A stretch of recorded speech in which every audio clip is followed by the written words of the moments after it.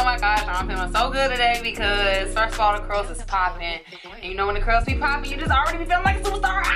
I'm not gonna do too much today. I'm not gonna do too much. First of all, the reason I'm so excited is because my curls are, let's go. My curls are back. Like, they returned back to mama, and I just am so proud of them because it has been a journey. For today's video, I'm going to first of all be explaining to y'all how I improved my curls to get them back to this condition. I've been getting a lot of feedback on the curls. Y'all be loving the curls for the girls. I posted on my story today, and look, that's why I'm making this video right now, because look, we need the keys, we need the tools. Y'all said y'all wanted the answer, so I'm gonna give them to y'all. I'm also gonna be talking about how to manage color treated hair. I'm gonna be talking about different products that I've been using, everything that's gonna help you understand like what to do to improve your curl pattern to get it back to its best condition. Yeah, we just gonna dive straight in. Y'all know I like to talk, so let's just go ahead and go, okay? First of all, let me just show y'all what we're working with. I hear a little commotion for the dress. For the back of the dress. Okay, so the first thing that I want to get into, well, the first thing that I want to disclose is that I am not a licensed cosmetologist.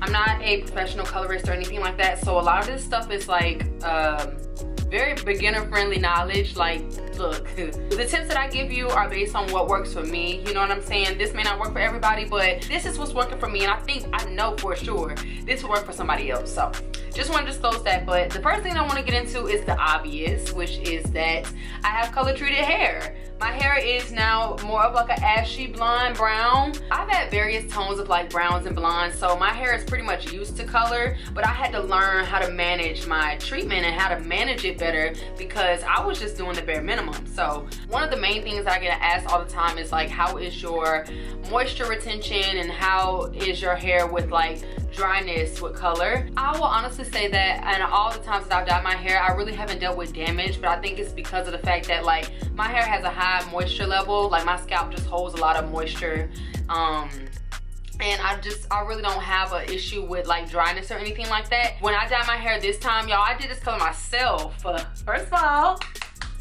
I did this color myself, and I did this with box color from Walmart. $3 box color is what I use to achieve this. And I know several professionals that may see this will be gagging because they really discourage box colors, but I don't know, like it just works for me, and it only took me like 1.5 boxes to color my whole head. Kayla colors.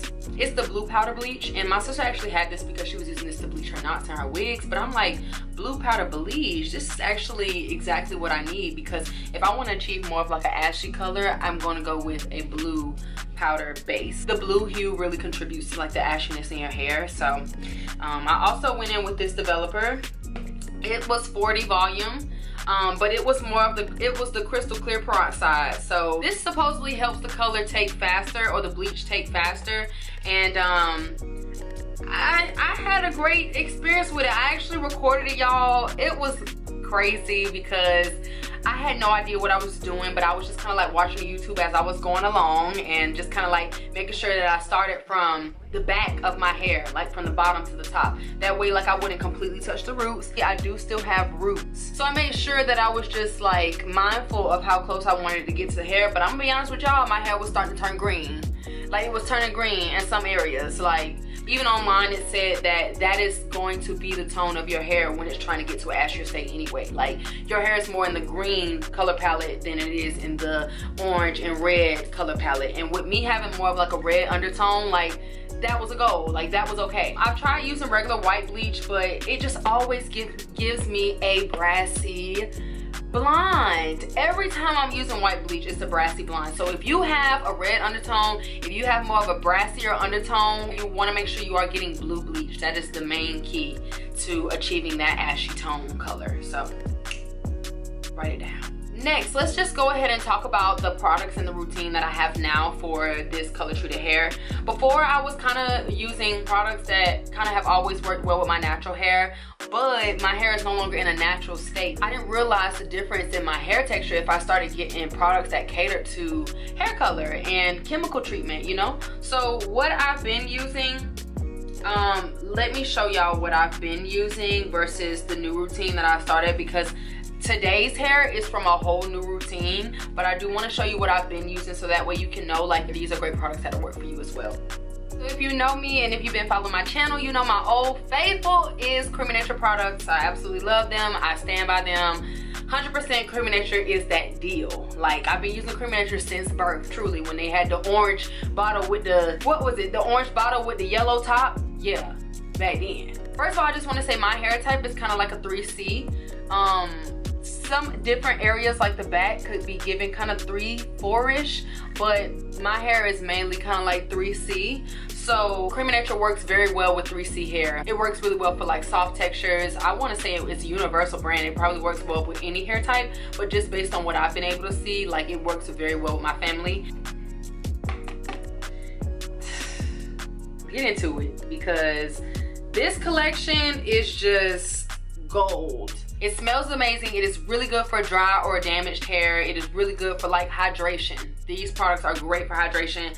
The consistency in the product is really kind of like, well, you can see, this is the consistency of the product. It's like just enough. Even the conditioner is not like thick, but it's thick enough to where it's like a smoothie for your hair. Some products, like this one, this is another product that I was using. Wet, I hate wet stuff. This is another product that I was using for conditioner. It says biotin and collagen thickening conditioner, and I will say that it was pretty good, but like the grip and the thickness of it was just not to the quality of the Creamy Nature, but it still got the job done. Like, it was really good for detangling, but I would notice like if I'm putting it on my hair while it's wet or anything, it just was, the slip was just a little bit like more of a water-based consistency. So I also had a partnership with Lotta Body, and they sent me some really nice products, and the Nourish Me leave-in conditioner, this was really good. I will let you know, if you do have hair that has shrinkage, leave-in conditioners, curl puddings, like milks, what's another one, curl custards, like all of those things are going to be really good for your hair. I have shrinkage, but my shrinkage isn't that bad, but I know like I'm going to have to deal with something that has more of like a light conditioner, thick, and will lather in my hair and will really like quench my curls. Like, I really need moisture. Also, you know, I like to do a little product sealant. I go on with some foam as well, so these products are just really good too. They work very well together. I feel like a foam, a mousse, and a conditioner, leave-in conditioner or moisturizer together really does help maximize your curl texture to its best potential. Eco Styling Gel, I'm sorry, this just works, okay? This just works for me. I know y'all be saying like, you shouldn't use Eco Styling Gel, but I really don't use it like all over my entire head. I use it specifically on my edges. I've had this jar for like 5 to 6 months because I don't use that much of it. Like, I use it just enough to, if I'm going in on my hair, to lock in the curls, but I mainly just use it on my edges. So I remember somebody recommended this product to me, the Extreme Styling Gel. I give this a strong 7.5. I don't know, I just really need lightweight products that really give me, I can apply a lot of product, but it's just gonna give me the volume that I need, not weigh it down. Like, I still need it to be lightweight, I need it to be fluffy, I need it to be bouncy, and this product really just doesn't do that. Like, I would use this if I'm going for a wet and wavy look, if I wanna hold my curls down and just get more of a wavy texture. I put this in then, but I just really don't like how it dries. It just gives more of that stringy look, which is perfect, you know, if you're going for kind of like the Kim K wet glam.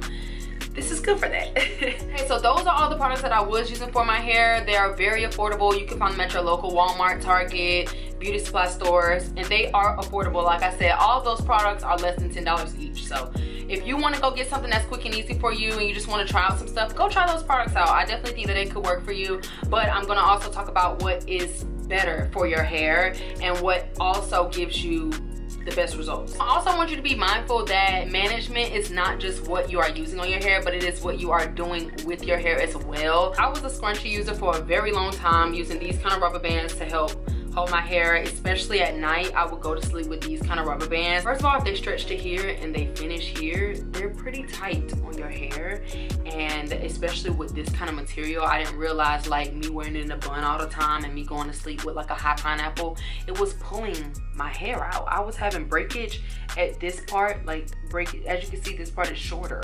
Like, I was having breakage on this part of my hair, and like in the middle of my scalp, this part was balding.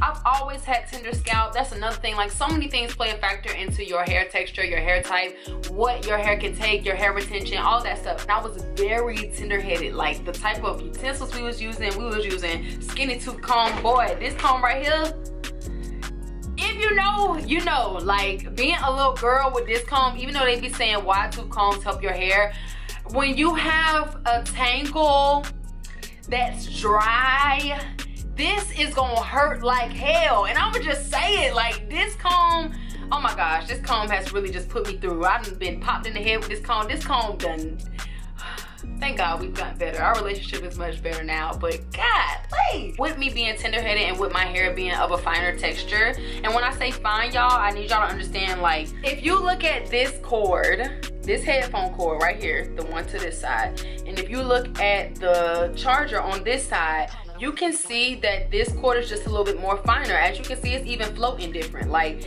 it's just gonna, it doesn't take much for it to break off compared to this charger that's a little bit of a stronger strand. That is how my hair is. And my hair, when I say fine, that is what I mean. So when I'm using these rubber bands, it was breaking off the middle of my hair, especially when it was up. I don't know about you, but if sometimes when you are wearing a slick back or when you got a bun in, when you take it out, it's something about this middle part of your head that is so tender, and you just need to massage it. Like, that is the part that is just more tender, and I guess that part is just easier to break off and just a little bit more susceptible to that breakage. So be mindful of what you are using as well. I also want to talk about what you're using to detangle. What works best for me is when I'm going in with a detangling brush. I want to try some more detangling brushes too, so comment down below what works well for you.